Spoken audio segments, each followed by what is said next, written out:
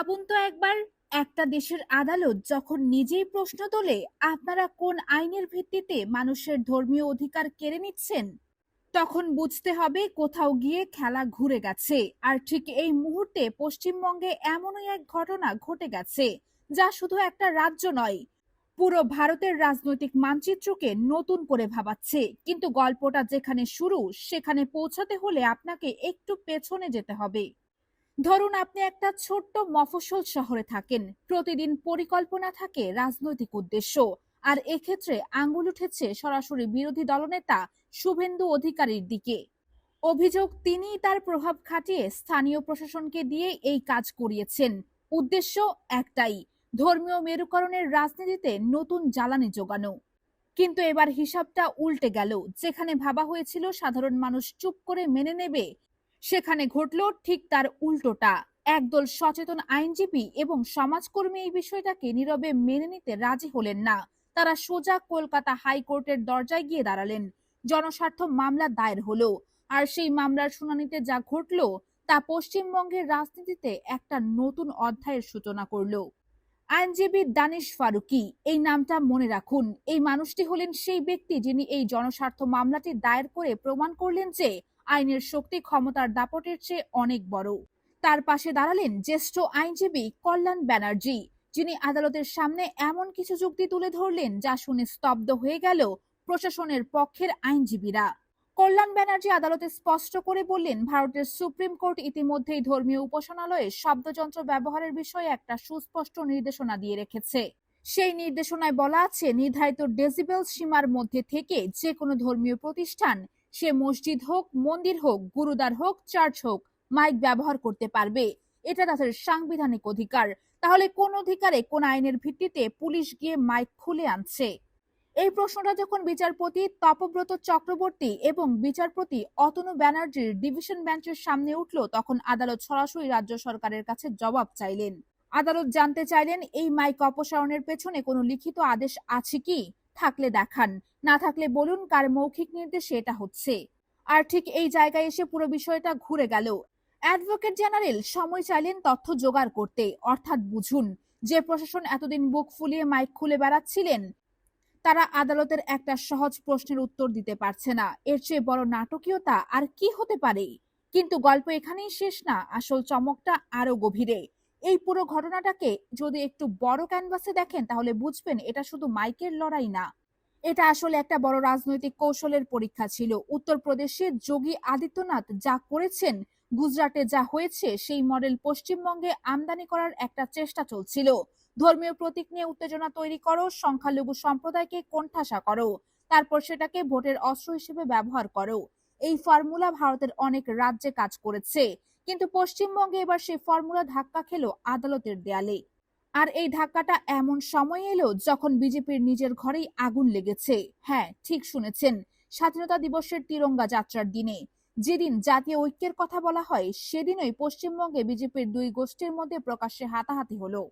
রাস্তায় দাঁড়িয়ে সাধারণ মানুষের সামনে তিরঙ্গা হাতে নিয়ে একে অপরকে ধাক্কাধাক্কি, মারামারি।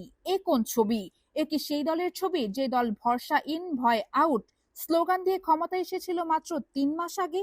ঘটনাটা আরেকটু খুলে বলি। তিরঙ্গা যাত্রায় মহিলাদের আলাদা শাড়িতে অসভ্য আচরণের অভিযোগ উঠল। একজন প্রবীণ মহিলা কর্মী, যিনি দীর্ঘদিন ধরে দলের হয়ে মাঠে লড়ছেন, তিনি নালিশ করলেন যে নতুন আসা কর্মীরা তাকে ধাক্কা দিয়ে সরিয়ে দিচ্ছে, অপমান করছে। তিনি কাঁদতে কাঁদতে লাইভে এসে বললেন, শুভেন্দু অধিকারী, আমাকে রক্ষা করুন। আমি ৩৭ বছর ধরে এই দল করছি, আজ আমার নিজের দলের লোকেরাই আমাকে মারছে। এই কান্না, এই আর্তনাদ, এটা শুধু একজন কর্মীর ব্যক্তিগত কষ্ট না, এটা একটা গভীর সংকটের আভাস। পশ্চিমবঙ্গে বিজেপি ক্ষমতায় আসার পর যা ঘটছে, তা দেখলে মনে হয় যেন ইতিহাসের পুনরাবৃত্তি হচ্ছে। মনে আছে তৃণমূল কংগ্রেসের সাথে কি হয়েছিল? সিপিএম থেকে আসা লোকজন ঢুকে দলটাকে ভেতর থেকে দুর্বল করে দিয়েছিল। ঠিক সেই একই চিত্র এখন দেখা যাচ্ছে বিজেপিতে। যারা একসময় তৃণমূলে ছিলেন, সিপিএম এ ছিলেন, তারা এখন বিজেপির জার্সি গায়ে চড়িয়ে দলের পুরনো কর্মীদের সরিয়ে সামনের সারিতে চলে আসছেন। আর পুরনো কর্মীরা, তারা রাস্তায় দাঁড়িয়ে কাঁদছেন। জামালপুরের একজন প্রবীণ কর্মী, যিনি নিজের ঘাম আর রক্ত দিয়ে তৃণমূলকে ভেঙে বিজেপিকে জিতিয়েছিলেন, তিনি হাউমাউ করে কেঁদে বললেন, আমাদের এলাকায় সব তৃণমূলীকরণ হয়ে যাচ্ছে। এই একটা বাক্যের ভেতরে লুকিয়ে আছে বিজেপির আগামী দিনের সবচেয়ে বড় বিপদের সংকেত। এবার পুরো ছবিটা একসাথে দেখুন।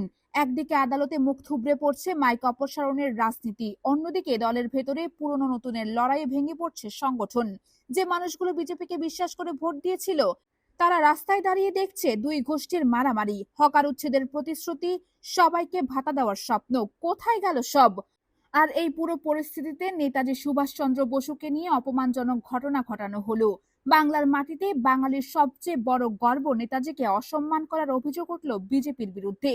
ফরওয়ার্ড ব্লকের নেতারা প্রকাশ্যে বললেন, এটা শুধু রাজনীতির বিষয় না, এটা বাঙালির আত্মসম্মানের প্রশ্ন। নেতাজির ছবি পায়ে মারানোর সাহস কোথা থেকে পাচ্ছে এরা? এই প্রশ্নটা শুধু একটা দলের প্রতি না, এই প্রশ্নটা আসলে পুরো রাজনৈতিক সংস্কৃতির প্রতি। ক্ষমতা পেলেই কি সবকিছু করা যায়? ধর্মীয় প্রতিষ্ঠানের মাইক খুলে নেওয়া যায়, জাতীয় বীরকে অপমান করা যায়, নিজের দলের কর্মীদের মারা যায়। আদালত পরবর্তী শুনানির দিন ঠিক করেছেন 18ই আগস্ট। সেদিন শুধু একটা মামলার রায় আসবে না, সেদিন আসলে পরীক্ষা হবে ভারতের গণতন্ত্র কতটা শক্তিশালী, আইনের শাসন কতটা কার্যকর, আর সাধারণ মানুষের কণ্ঠস্বর কতটা জোরে শোনা যায়। একটা কথা মনে রাখুন, যখন কোনো সম্প্রদায়ের অধিকার কেড়ে নেওয়া হয়, তখন শুধু সেই সম্প্রদায়ের ক্ষতি হয় না, পুরো সমাজের ভিত্তি নড়ে যায়। আজ মসজিদের মাইক, কাল মন্দিরের ঘন্টা, পরশু গুরুদ্বারার কীর্তন। একবার এই পথে হাঁটা শুরু হলে থামানো কঠিন। আর ঠিক এই কারণেই এই আইনি লড়াইটা এত গুরুত্বপূর্ণ। পশ্চিমবঙ্গ থেকে যে বার্তাটা আজ গোটা ভারতে ছড়িয়ে পড়েছে, সেটা হলো অন্যায়ের বিরুদ্ধে লড়াই করার জন্য রাস্তায় নামতে হয় না সব সময়। কখনো কখনো একটা মামলা, একটা আইনি যুক্তি, একটা সাহসী পদক্ষেপ পুরো সমীকরণ বদলে দিতে পারে। কিন্তু সবচেয়ে বড় প্রশ্নটা এখনো বাকি, বিজেপি কি তাদের ভুল বুঝতে পারবে, নাকি তৃণমূলের মতোই তারাও নিজেদের ভেতরে ক্ষয়ে ধ্বংস হবে? শুভেন্দু অধিকারী কি সেই নেতা যিনি পশ্চিমবঙ্গে বিজেপিকে রক্ষা করবেন, নাকি তিনিই হবেন দলের পতনের কারিগর? এই উত্তরটা সময় দেবে, কিন্তু যে উত্তরটা আপনি দিতে পারেন সেটা হলো, আপনার মতে ধর্মীয় প্রতিষ্ঠান থেকে মাইক খুলে নেওয়া কি আদৌ ন্যায়সঙ্গত? আর বিজেপির এই অন্তর্দ্বন্দ্ব কি তাদের পতনের শুরু? কমেন্টে জানান আপনার মত, কারণ এই গল্প এখনো শেষ হয়নি। 18ই আগস্ট আসছে, আর সেদিনের পর হয়তো পুরো ছবিটাই বদলে যাবে।